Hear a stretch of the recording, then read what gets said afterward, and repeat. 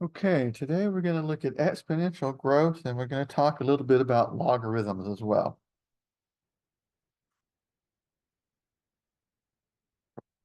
So we start out with, well, a definition for lack of a better term.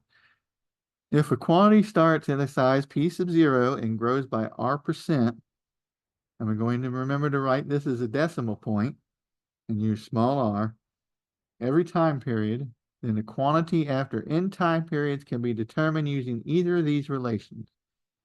Again, we have a recursive form. P sub n equals 1 plus r times p sub n minus 1. And we have an explicit form.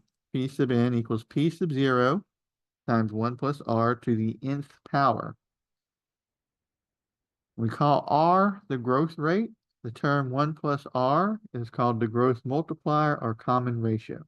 So here we're looking at exponents. We're looking at ratios, sort of. So let's start with this example here, and then we'll talk a little bit about logarithms. So between 2007 and 2008, Olympia, Washington grew by almost 3% to a population of 245,000 people. This growth rate was to continue. What would the population of Olympia be in 2014? So we have a rate. Our capital R is 3%. So our little r, moving the decimal point 2 places, is 0.03%.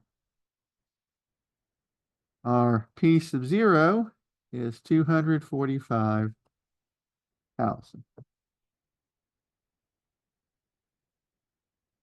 And what we want to know is when is the population, or what is the population to be in 2014?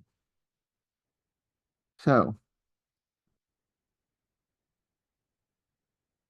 we have to read this. Between 2007 and 2008, Olympia, Washington grew almost 3% to a population of 245,000.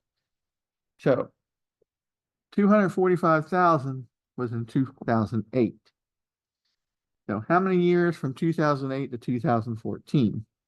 Well, 2014 minus 2008 gives us 6. So n is equal to 6. So do we want to find p sub 1, 2, 3, 4, 5, and 6 using the recursive form, or should we use the explicit form where p sub 6 is equal to p sub 0 times 1 plus r to the 6th power, p sub 0 being 245,000, 1 plus 0.03 to the 6th. So I have 245,000 times 1.03 to the 6th power. Now, 1.03 to the 6th power. To do that on your calculator, 1.03, hit your caret button, and 6. 1.03 to the 6th power equals, and I get 1.194.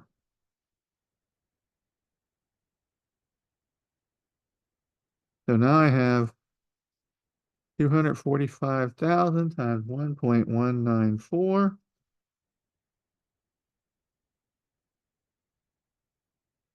which gives me 292,542.81. So we're going to call it 43. Okay. So let's talk about logarithms. Common logarithm written as the log of x undoes the exponential 10 to the x. This means that the log of 10 to the x is equal to x. Therefore, 10 to the a equals b is equivalent to the log of b equals a. Then we have a property. The log of a to the r is equal to r times the log of a.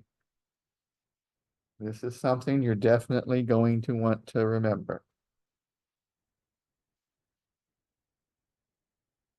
Now let's play with this. 10 to what power is equal to 100?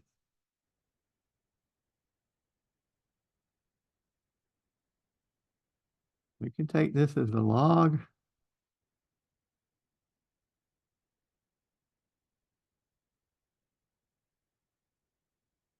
of 100 equals. Using your calculator, you should have an LOG button. Hit your log button, hit 100, hit enter. And we get 2. And if you think about it, 10 to the second is 100. Okay, here I have the log, again, common log because 10 of 3 is equal to x. So again, we have hit the log button, hit 3, hit enter. And x equals 0.4771. Okay. Now here we have 2 times 10 to the x equals 8. So I need to get rid of that 2. I can divide both sides by 2. 10 to the x is 4. And the log of 4 equals x. And the log of 4 is x equals 0.6021. That's it.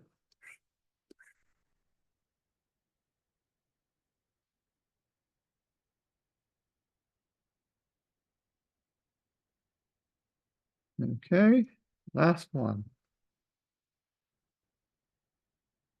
Portland's population in 2007 was about 568,000 and had been growing by about 1.1% each year. We want to write a recursive formula. So we need to go back here. P sub n equals 1 plus r times P sub n minus 1.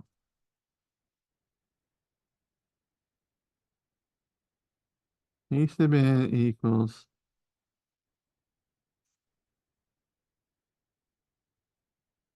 P sub n minus 1 times 1 plus r.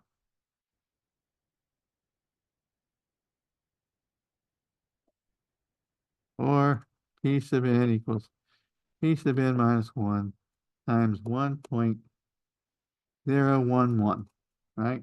1.1% equals 0.011. Now we're going to write an explicit formula.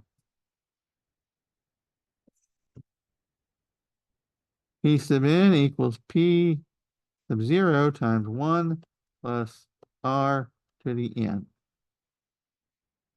Now P sub n equals P sub 0, 568,000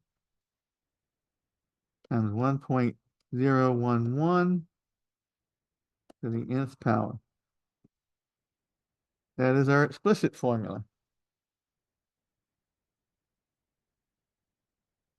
Now we're going to, if this trend continues, what will Portland's population be in 2016?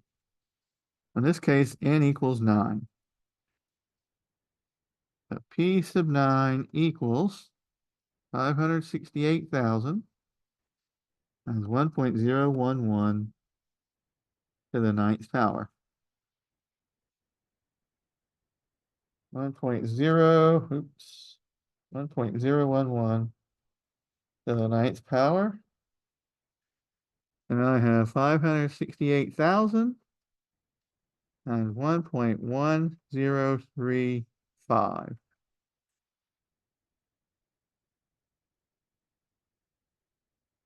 And that gives me 626,770 and rounding up 1. Okay.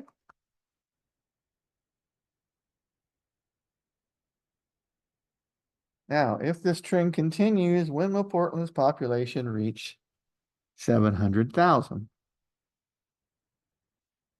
So now I have 700,000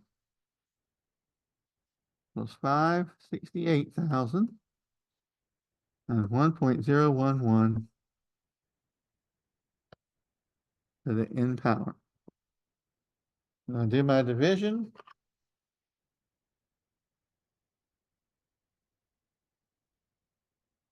I get 1.2324 equals 1.011 to the n. Now we're kind of stuck here. What do we do? Well, if you recall,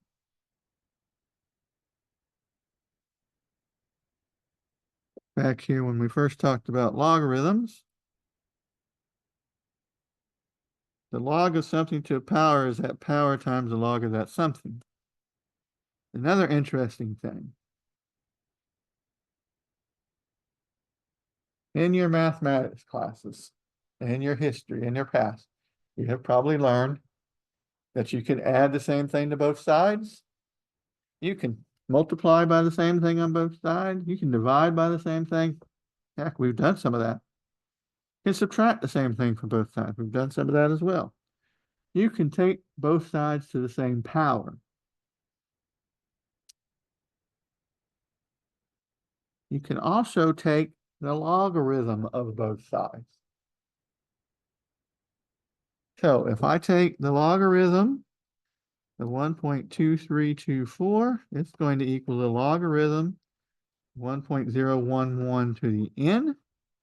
And using that property, the logarithm of 1.2324 is going to equal n times the logarithm of 1.011, which tells me that n is equal to the logarithm of 1.2324 over the logarithm of 1.011.